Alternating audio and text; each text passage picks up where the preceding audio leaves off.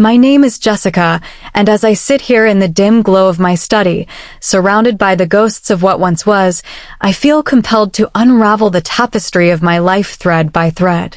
It's a story that begins not in the opulent halls of wealth and power, but in the humble corners of a small town where dreams were as vast as the open skies, but as fragile as the morning dew. If I could turn back time, perhaps I'd warn that young girl of the storms ahead, but then again, maybe not, for it's the tempests that forge us into who we are. This is my tale, raw and unfiltered, filled with love that bloomed like spring flowers, betrayal that cut deeper than any blade, heartbreak that nearly drowned me, and a revenge that rose from the ashes like a phoenix, all woven around a deep secret that still whispers in the quiet hours of the night. Let me take you back to where it all began, to the early days of my life in Willow Creek, a sleepy hamlet in upstate New York.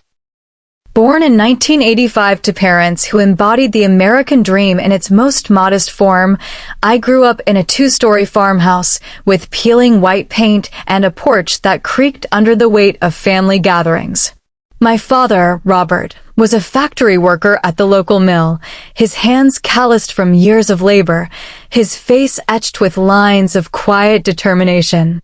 He rose before dawn each day, packing his lunchbox with sandwiches my mother made, and returned home smelling of oil and sweat.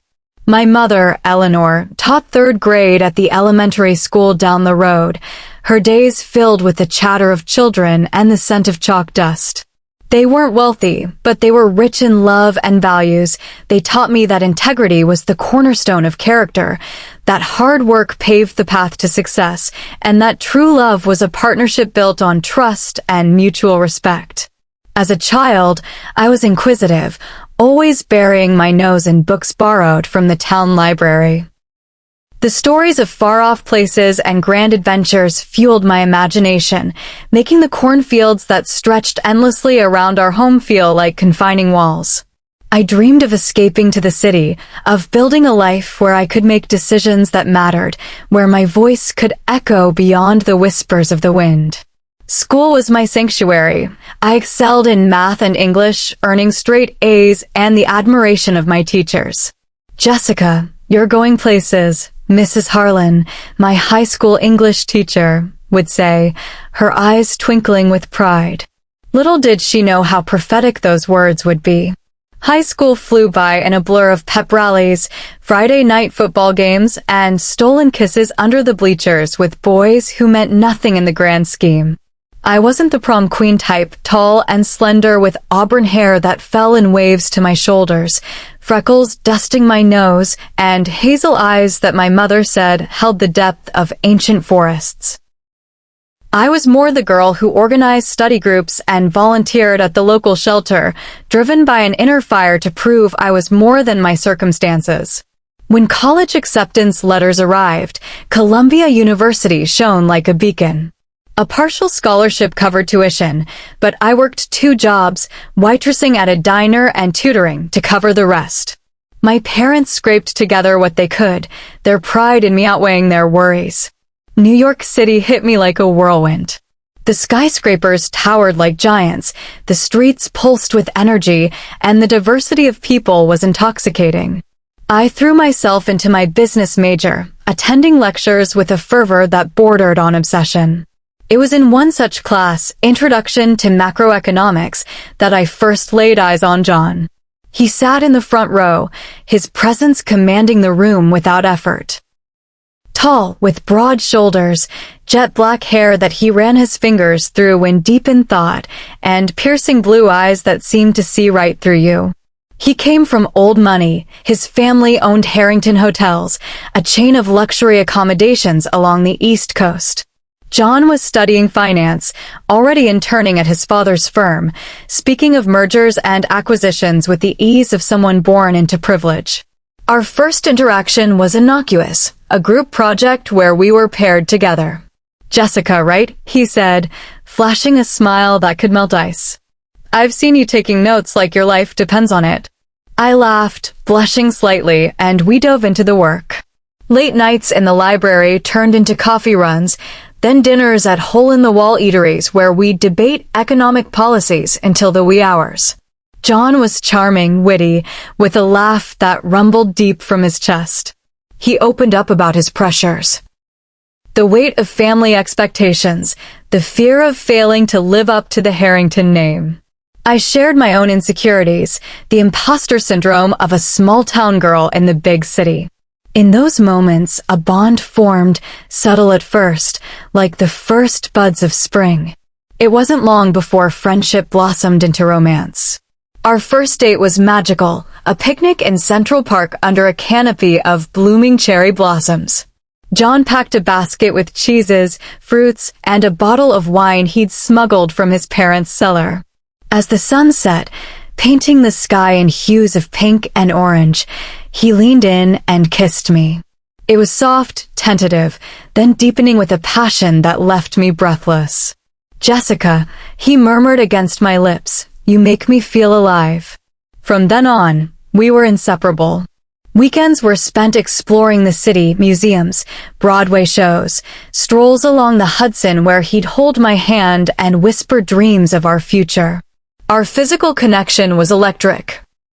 Our first time together, in his off-campus apartment, was a symphony of touches and sighs, his body moving with mine in perfect harmony.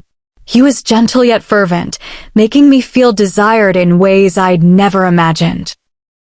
College years passed in a haze of love and ambition. We graduated in 2007, me with honors, John with a network of connections that would propel him forward. He proposed that summer, on a yacht off the coast of Martha's Vineyard, the ring a stunning solitaire diamond that caught the sunlight like a star. "Marry me, Jessica," he said, down on one knee, his voice thick with emotion. "Let's build an empire together." Tears streamed down my face as I said yes, envisioning a life of partnership and passion. Our wedding was a fairy tale, held at the Harrington estate in the Hamptons. 500 guests, a string quartet, flowers imported from Holland. I walked down the aisle in a Vera Wang gown, my father's arm steadying me, my eyes locked on John's. He looked dashing in his tuxedo, his smile radiant. Vows exchanged under an arch of roses, promising eternal love, fidelity, and support. The reception was lavish, champagne flowing, dancing until dawn. That night, in our honeymoon suite, we made love with a tenderness that sealed our union, his hands exploring my body as if memorizing every curve. We honeymooned in Paris, wandering the Seine, dining at Michelin-starred restaurants, making love in a suite with views of the Eiffel Tower sparkling like diamonds in the night. "This is just the beginning," John whispered, his fingers tracing patterns on my skin.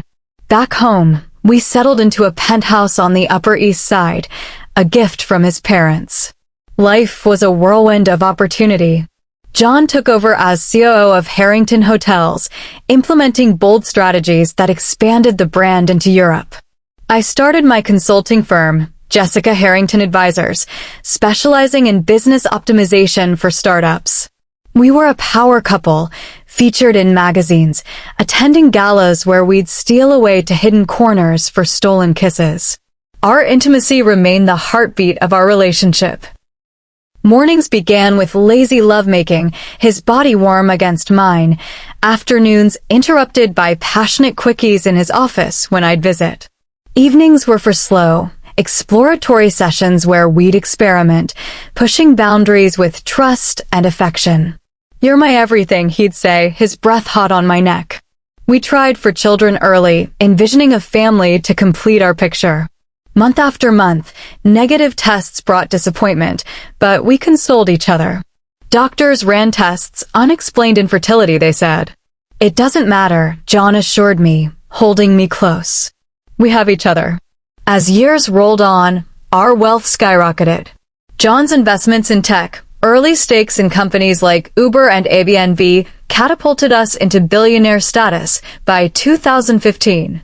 We acquired homes worldwide, a chalet in Aspen for ski trips, a villa in Tuscany for romantic escapes, but our primary residence became a sprawling mansion in the Hollywood Hills. Perched on a cliffside, it boasted 30 rooms, an infinity pool overlooking the city lights, manicured gardens, a home theater, and a wine cellar stocked with vintages worth fortunes. Life was idyllic, private jets whisking us to meetings in Tokyo or vacations in the Maldives, where we'd lounge on white sands, our bodies entwined under the sun. But with success came strain. My firm grew, demanding travel, weeks in London or Singapore consulting for clients. John's days stretched into nights, board meetings blending into conference calls. The mansion, once a cozy haven, felt empty, its vastness echoing our absences. "We need help," I told John one evening in 2018 as we shared a rare dinner on the terrace. The city twinkled below like a sea of stars. "A maid, someone to manage the household so we can focus on us." He nodded, sipping his scotch. "You're right, love. Find someone trustworthy." I contacted an elite agency, interviewing candidates meticulously. Enter Jasmine. She arrived for her interview in a simple dress, her long raven hair tied back, emerald eyes downcast with humility. 24 years old, from Manila, with glowing references from previous employers, wealthy families who praised her discretion, efficiency, and cooking skills. "I came to America for a better life," she said softly, her accent melodic. "I work hard, Mrs. Harrington. I won't disappoint." Something about her vulnerability tugged at me.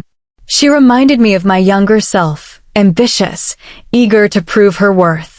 I hired her immediately, offering a salary triple the market rate and a private suite in the guest wing. "Welcome, Jasmine," I said, smiling warmly. "Treat this as your home." She beamed, gratitude shining in her eyes. At first, she was perfect. The mansion gleamed, marble floors spotless, fresh flowers arranged daily, meals prepared with exotic flair, blending Filipino and American cuisines. She'd greet me with, "Good morning, Mrs. Jessica," her voice respectful, and I'd feel a sense of order restored. John noticed her efficiency too. "The place has never looked better," he'd comment, barely glancing her way. Our life resumed its rhythm, passionate reunions after my trips, where he'd ravish me against the foyer wall, whispering how much he missed me.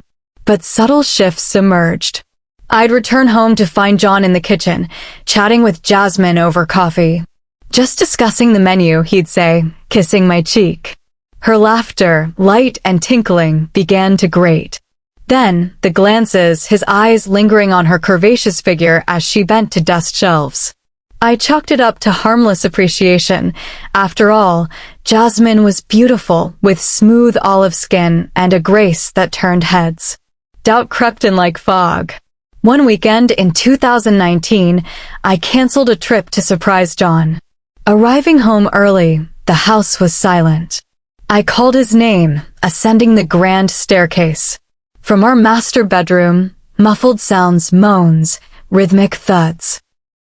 My heart hammered as I pushed the door open. There, on our king-sized bed with Egyptian cotton sheets I'd chosen myself, John and Jasmine were entangled. His hands gripped her hips, her back arched in pleasure, her dark hair splayed across the pillows. "Oh, John," she gasped, her voice husky with desire. He thrust deeper, lost in ecstasy, oblivious to my presence. Time froze. The room spun. Betrayal slammed into me like a freight train, shattering the illusion of our perfect life. I backed out quietly, tears blurring my vision, and collapsed in the garden gazebo, sobs racking my body. How? Why? We'd been together 15 years, built everything from nothing. That night, over dinner, I confronted him. "I saw you," I whispered, my voice breaking. His face drained of color. "Jessica, no. It was nothing. A mistake." Lies tumbled out. She'd initiated. He was stressed. It meant nothing. Jasmine, when summoned, wept profusely. "I'm so sorry, Mrs. Jessica. It just happened once." But her eyes held a flicker of triumph, quickly masked. The heartbreak was visceral, a constant ache in my chest. Sleepless nights replaying the scene, questioning every memory. Had our love been a facade? I fired Jasmine immediately, her bags packed by security. Get out, I hissed, my voice steel. She left in tears, but I sensed no true remorse. John begged forgiveness, flowers and jewelry piling up, therapy sessions booked. I love only you, he swore on his knees. We attended counseling, where he confessed the affair had started 6 weeks ago. She was convenient, always there when you weren't. Excuses that hollowed me further. Forgiveness came slowly, or so I thought. We rebuilt romantic getaways to our Maldives villa, where we'd make love on the beach under the stars, his touches tentative at first, then fervent. Therapy unearthed issues, his fear of aging, my absences fueling his loneliness. Our sex life reignited, more intense, as if proving our bond. But scars remained, trust, once unbreakable, now fragile glass. Months passed, the wound scabbing over. Then, in 2020, amid the pandemic's isolation, cracks reappeared. John worked from home, his meetings extending late. Suspicion gnawed. I hired a private investigator discreetly. Reports confirmed my fears. John and Jasmine, reunited in secret hotel trysts. Photos showed them laughing in lobbies, hands intertwined, her head on his shoulder. The second betrayal hit harder, a tsunami of pain drowning hope. How could you? I screamed when confronting him. He collapsed, admitting addiction to the thrill. I'll end it. For us. But the deep secret unfolded like a poison flower. The investigator dug deeper. Jasmine was pregnant, 5 months along, paternity tests, bribed from her doctor's office, confirming John as the father. Our infertility battles flashed before me, years of tests, tears, failed IVF attempts. He'd given her what fate denied us. Rage simmered, morphing into a cold, calculated revenge. I didn't reveal my knowledge immediately. Instead, I plotted in shadows. First, financial fortification. Using my firm's resources, I transferred assets to offshore accounts, consulted top divorce attorneys under aliases. Our prenup favored fidelity clauses. Evidence of adultery would tip scales. Then, the emotional warfare. I feigned reconciliation, luring John into complacency with passionate nights, all while gathering proof. Hidden cameras capturing his late-night calls to her, bank statements showing transfers for her apartment. The revenge crescendoed. I anonymously leaked stories to tabloids. Billionaire John Harrington's steamy affair with former Maid love child on the way. Headlines exploded. Stocks in Harrington Enterprises plummeting 30% overnight. Partners fled. Deals collapsed. John raged. Who did this? I met his gaze coolly. Karma, perhaps. But I wasn't done. My deep secret? For 2 years, I'd been building a shadow empire, Harrington Rivals Inc. A consulting firm poaching his clients with insider knowledge only a wife could provide. As his company faltered, mine soared, acquiring Harrington hotels in a hostile takeover. Court battles ensued, divorce proceedings where I exposed every lie, every tryst. He lost billions, reduced to a penthouse he'd once scorned as modest. Jasmine? I confronted her privately, in a cafe, her belly swollen. I know about the baby. She paled, pleading. I offered a deal, disappear or face ruin. She fled to Manila, the child born far from scandal. John tried contacting them, but I blocked channels, his resources depleted. Now, in 2025, I sit atop my empire, the mansion mine alone. Heartbreak lingers, a dull throb, but revenge empowered me.